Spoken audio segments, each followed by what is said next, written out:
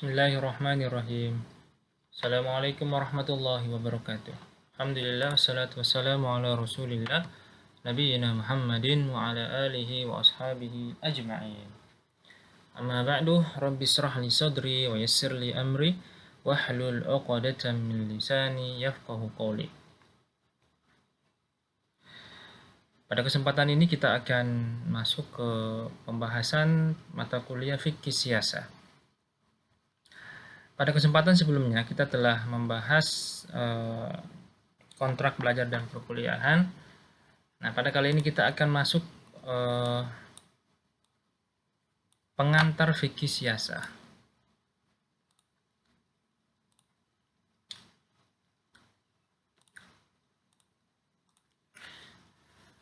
Nah, sebelum kita masuk ke pengantar fikih siasah, kita akan membahas pengertian fikih siasah, perspektif Al-Quran dan As-Sunnah, kemudian cakupan fikih siasah. Sebelum itu, saya pengen mengucapkan innalillahi wa inna ilaihi raji'un, karena segelintir orang telah merusak nama baik Islam dengan melakukan pengubuman, teror, ancaman, serta menakut-nakuti orang. Perbuatan ini, bom bunuh diri, bukan dari ajaran Islam. Sekali lagi saya tekankan, bom bunuh diri bukan dari ajaran Islam. Kita ketahui bahwa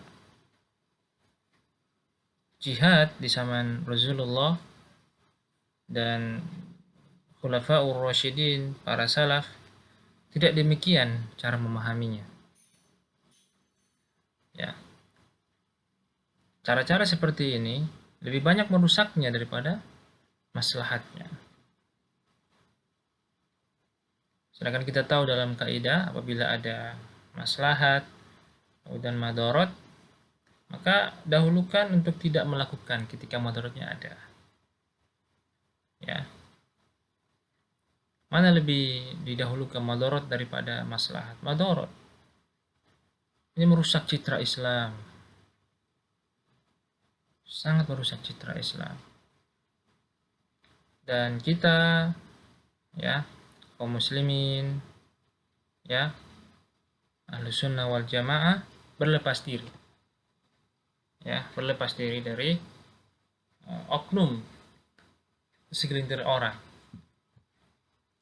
Kemudian kemarin baru-baru terjadi teror di Mabes Polri. Ini sangat tidak mempunyai ilmu. Ini hanya modal semangat saja, sehingga menghalalkan segala cara. Anak muda itu semangat, tapi harus dibarengi dengan ilmu. Usia 25 tahun sampai 30 tahun, 18 sampai 27 itu usia-usia semangat. Usia-usia terbakar semangatnya. Nah, semangat itu kita perlukan, tapi harus dibarengi dengan ilmu. Kalau tidak dibarengi dengan ilmu, maka dia akan merusak.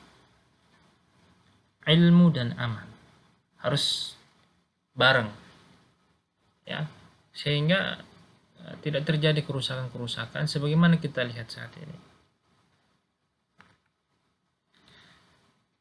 Kata fikih secara bahasa berarti tahu, paham, mengerti, keterangan tentang pengertian atau paham dari maksud ucapan si pembicara atau pemahaman yang mendalam terhadap maksud-maksud perkataan dan perbuatan. Secara bahasa berasal dari siasatan, yang memiliki arti mengatur. Sasa, siasatan. Menurut Profesor Ahmad Sukarja, fikih siasah adalah salah satu disiplin ilmu tentang seluk-beluk pengetahuan, pengaturan, kepentingan umat manusia pada umumnya dan negara pada khususnya, berupa hukum, peraturan, kebijakan yang dibuat oleh pemegang kekuasaan yang bernafaskan ajaran Islam. Jadi, dalam fikih siasa itu kita akan mendapati hukum, ya, hukum, peraturan, kebijakan, ya. Nah, dalam tatanan masyarakat, ketika tidak ada hukum maka akan kacau semuanya. Tidak ada yang menegakkan hukum, seperti polisi, tidak ada polisi, maka akan kacau di mana-mana. Ya. Tidak ada peraturan, tidak ada pemerintah, maka akan kacau. Manusia akan saling berebut, kezaliman di mana-mana akan terjadi. Maka kita butuh yang namanya hukum, yang namanya peraturan. Nah, tentunya sesuai dengan ajaran-ajaran Islam. Ya, sesuai dengan ajaran-ajaran Islam. Kita ketahui bahwa ya, kita bisa memahami ketika tidak ada hukum di tengah-tengah kita. Orang membunuh, seenaknya nanti membunuh. Orang bertengkar, seenaknya nanti bertengkar. Orang mencuri, seenaknya akan mencuri. Karena ini ada hukum. Ya. Orang berbuat baik, nanti akan dizalimi sama orang berbuat jahat.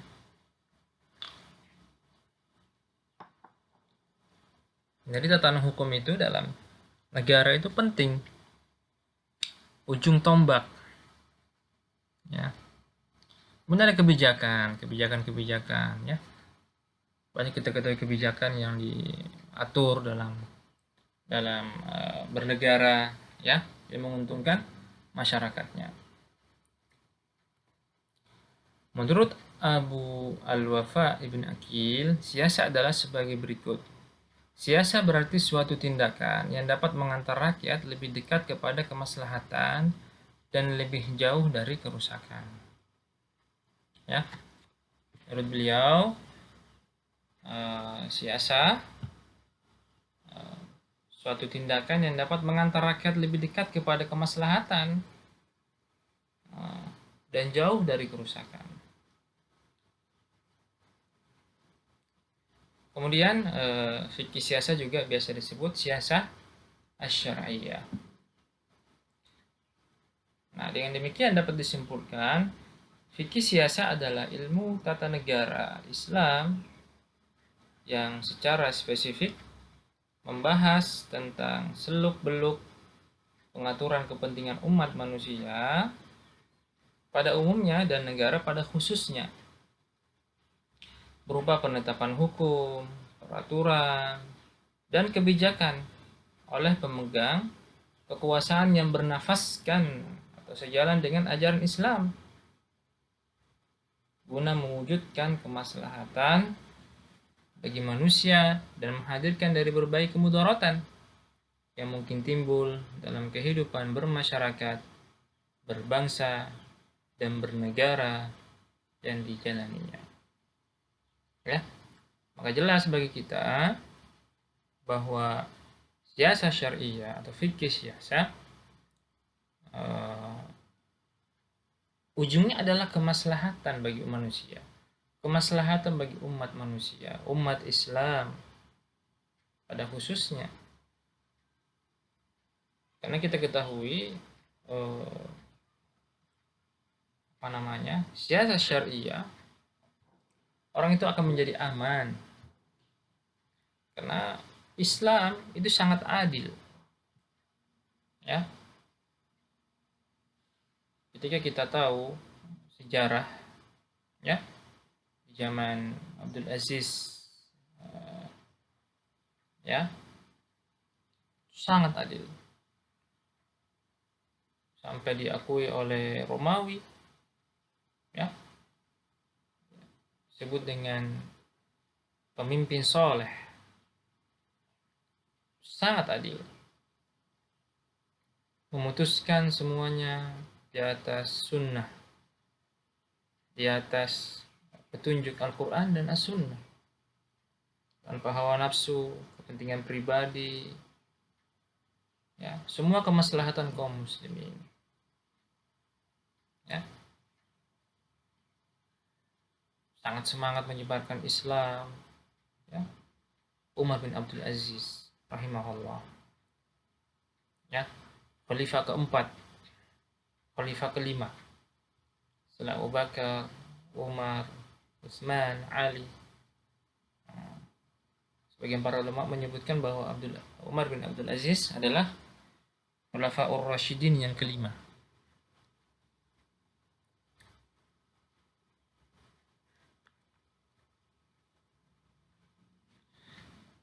Nah, fikih siasah perspektif Al-Quran Al-Karim, ya. Allah Subhanahu wa taala berfirman dalam surat Yunus ayat 14,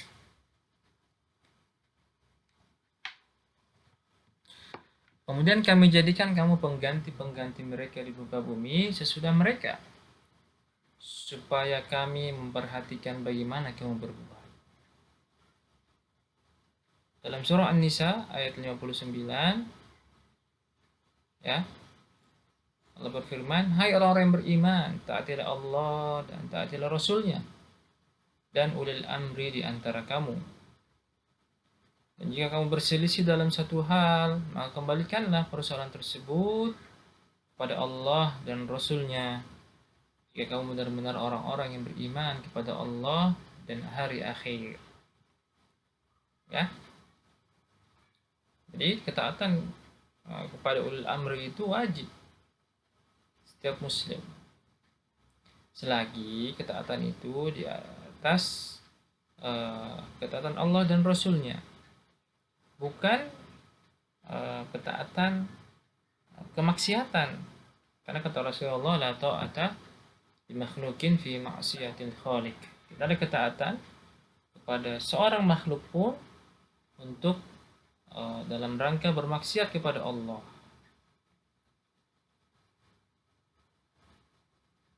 Ya.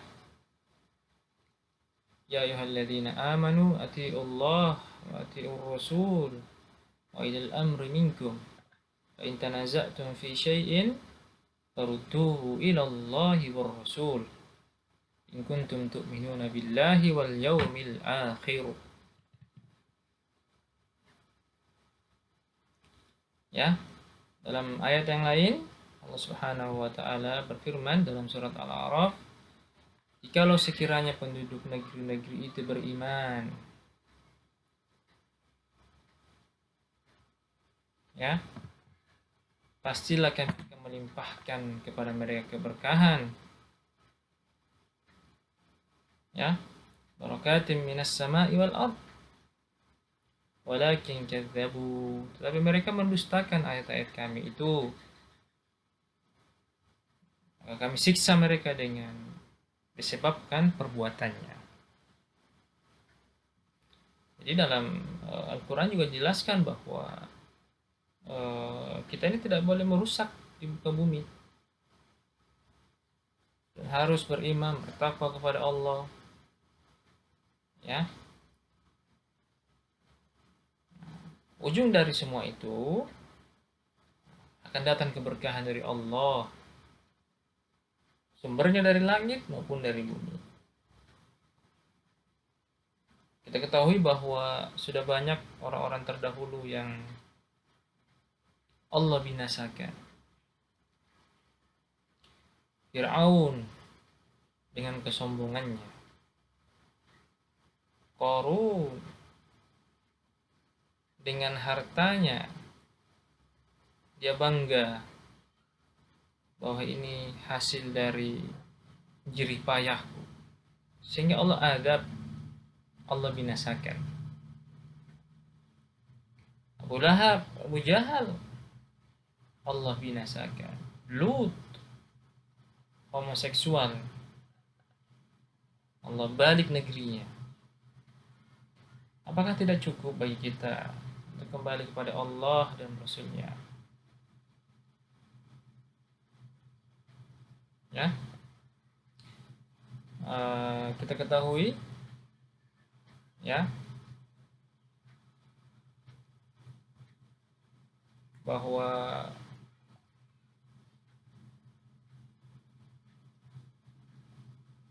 tugas kita di dunia ini hanya beribadah kepada Allah. Wa ma khalaqtul jinna wal insa illa liya'budun. Hanya menyembah kepada Allah, beriman, bertakwa, beramal saleh, ikhlas, sabar, ya, berbuat baik, berakhlak mulia, menuntut ilmu, beramal dan seterusnya.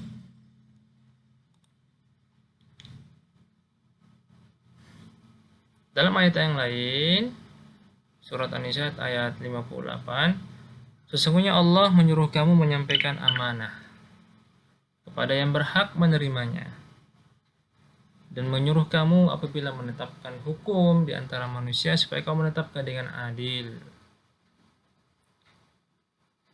Idza hakamtum bainan nas fahkum bil adl. Apabila menetapkan hukum di antara manusia supaya kamu menetapkan dengan adil. Supaya kamu menetapkan dengan adil. Sesungguhnya Allah memberi pengajaran yang sebaik-baiknya kepadamu. Sesungguhnya Allah Maha mendengar lagi Maha melihat.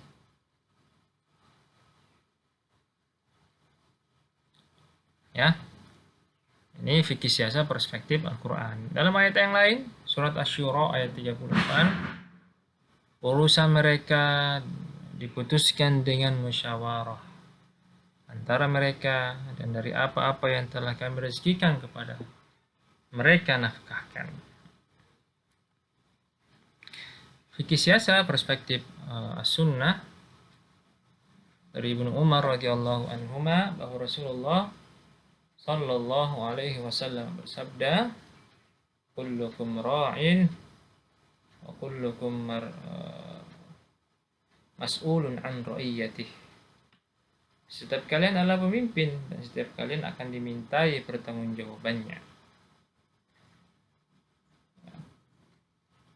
Seorang ayah sebagai pemimpin anak dan istrinya, seorang istri pemimpin anak-anaknya, ya.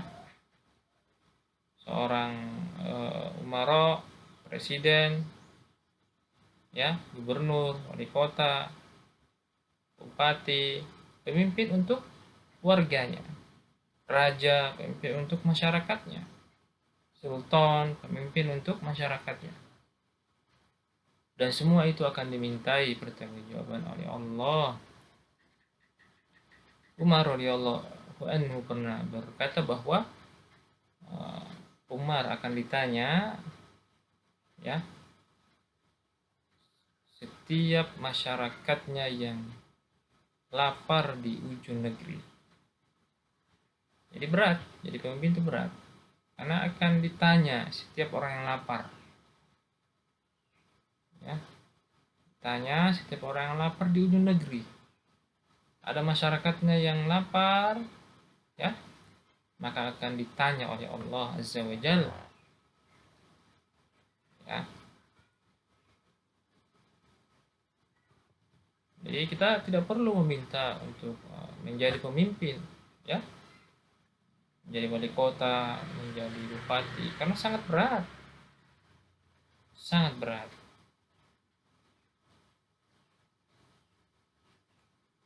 Tapi kalau ditunjuk, punya kemampuan, ya, adil, amanah, ya, menjalankan hukum-hukum Allah dan Rasulnya, silahkan. Tapi kalau meminta, Rasulullah SAW melarang meminta. Dalam hadis yang lain yang diriwayatkan oleh Imam Muslim, Rasulullah SAW bersabda, tiada seorang hamba yang diangkat oleh Allah untuk memimpin rakyat. Ia meninggal dunia pada hari itu sementara ia masih menipu rakyatnya, kecuali Allah telah mengharamkan surga baginya. Hati-hati. Menjadi pemimpin itu berat. Membawahi masyarakat itu berat. Ya. Semua ini akan menjadi pemberat di hari kiamat. Kalau dia adil, insya Allah dia akan mendapatkan timbangan pahalanya ya di hari kiamat dan mendapatkan keutamaan-keutamaan ya, sebagaimana dalam hadis Abu Hurairah radhiyallahu an, Rasulullah sallallahu alaihi wasallam bersabda, ada 7 golongan yang dinaungi Allah di bawah naungannya pada hari kiamat, yang tidak ada naungan kecuali naungannya. Yang pertama adalah imam yang adil.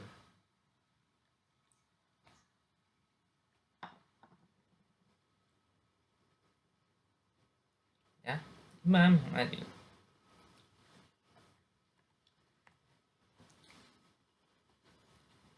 Nah, cakupan fikih siasa, para ulama berbeda pendapat dalam menentukan ruang lingkup kajian fikih siasa. Di antaranya ada yang menetapkan 5 bidang. Namun ada pula yang menetapkan kepada 4 atau 3 bidang pembahasan. Bahkan ada sebagian ulama yang membagi ruang lingkup kajian fikih siasa menjadi 8 bidang. Menurut Al-Mawardi, ruang lingkup kajian fikih siasa mencakup 1. Kebijaksanaan pemerintah tentang peraturan perundang-undangan, siasah dusturiyah. Ya.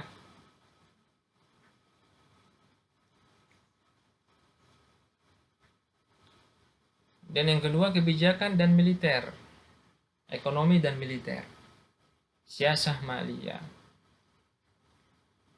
Jadi seorang muslim itu harus kuat ekonominya.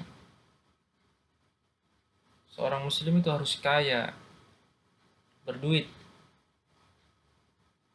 Ya.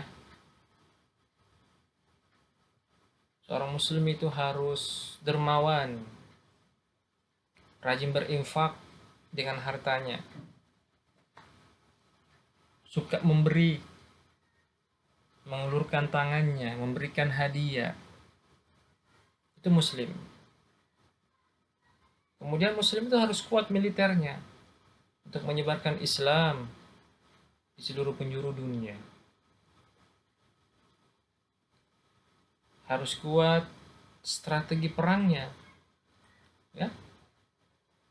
Alhamdulillah TNI kita ya, beberapa event di beberapa negara selalu menang. Ya. Menembak ya, dan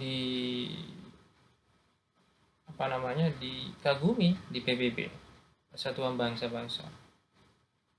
Karena militer Indonesia sangat disiplin, ya, sangat baik, sopan dan seterusnya.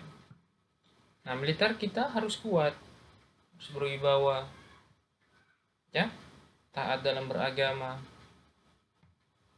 taat dalam menjalankan sunnah, dia bertauhid, ya, soleh, mengerti siasat perang, mengerti strategi perang. Jadi muslim harus menguasai ekonominya, militernya. Ya. Kemudian ada peradilan atau qadhi. Ya. Harus menunjuk qadhi untuk menyelesaikan urusannya, urusan muslim yang bertikai, ya, qadhi yang adil, yang paham ilmu agama, ya, yang mengerti. Kemudian hukum perang, ya, nah, hukum perang ini penting. Jadi nggak setiap orang itu berperang melawan orang kafir. Ya, sebagaimana yang terjadi baru-baru ini, ngebom gereja, nggak boleh. Karena itu tidak ada maslahatnya, madorotnya sangat besar untuk kaum muslimin. Dia mati bunuh diri akan dihisab oleh Allah, dan dia meninggalkan dan akan mempertanggungjawabkan, ya, beban setiap muslim. Ya, yang terkena fitnah, yang terkena cacian, makian, akibat ulahnya. Seperti itu. Nah, hukum perang juga harus mengerti kita. Jadi enggak setiap event perang, jihad, dan seterusnya. Ada rule-nya. Ada ketentuannya. Ya. Kemudian administrasi negara seperti KTP, SIM, ya, lampu merah, surat tanah, PBB, apa namanya, surat-surat lainnya yang berkenaan dengan administrasi negara, ya, atau pengakuan bangsa lain, ya, pengakuan negara lain bahwa kita mempunyai idariyah.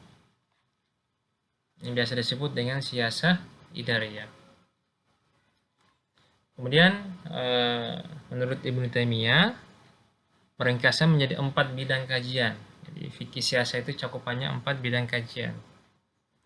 Peradilan, ya, administrasi negara, moneter, serta hubungan internasional. Sementara Abdul Wahab Khalaf lebih mempersempitnya menjadi 3 kajian, yaitu peradilan, hubungan internasional, dan keuangan negara. Berbeda dengan 3 pemikiran di atas, Hasbi malah membagi ruang lingkup fikih siasah menjadi 8. Pertama, politik pembuatan perundang-undangan, politik hukum, politik peradilan, politik moneter, administrasi, hubungan internasional, pelaksanaan perundang-undangan, dan politik peperangan. Semua ini ada rule-nya, ada ketentuannya, ya. Dan kita tidak boleh keluar dalam rule tersebut. Karena kita punya pemimpin yang memerintahkan, yang mengarahkan, yang mengatur semua aspek lini kehidupan dalam bermasyarakat, dalam bernegara, ya. Nah, semua tujuannya ini adalah untuk menertibkan. Jadi, agar seorang muslim itu tertib, aman, sejahtera. Nah, itu akhir dari tujuannya. Dengan demikian, kita juga harus waspada terhadap orang-orang yang merusak pemerintahan yang sudah sah, dan tidak boleh. Jadi pemerintahan yang sudah sah tidak boleh diganggu, tidak boleh dirusak harga dirinya, tidak boleh dicaci, ya. Adapun boleh dikritik, ya silakan berikan kritik yang baik, ya. Rasulullah SAW telah mengajarkan, ya, kritiknya berupa dipanggil, digenggam tangannya, bicara berdua, ya, tidak secara terang-terangan memfitnah. Kalau bahasa kita sekarang dibikin hoax, jadi seakan-akan itu benar padahal bohong, berita ifki. Mungkin itu pertemuan kita kali ini, karena sudah memasuki waktu sholat. Saya mohon maaf atas segala kekurangan, dan kita akan masuk nanti signifikasi politik syariah, signifikasi politik syar'i Islam, syar'i atau politik Islam. Wassallallahu ala nabiyyina Muhammadin wa ala alihi wa ashabihi ajma'in. Assalamualaikum warahmatullahi wabarakatuh.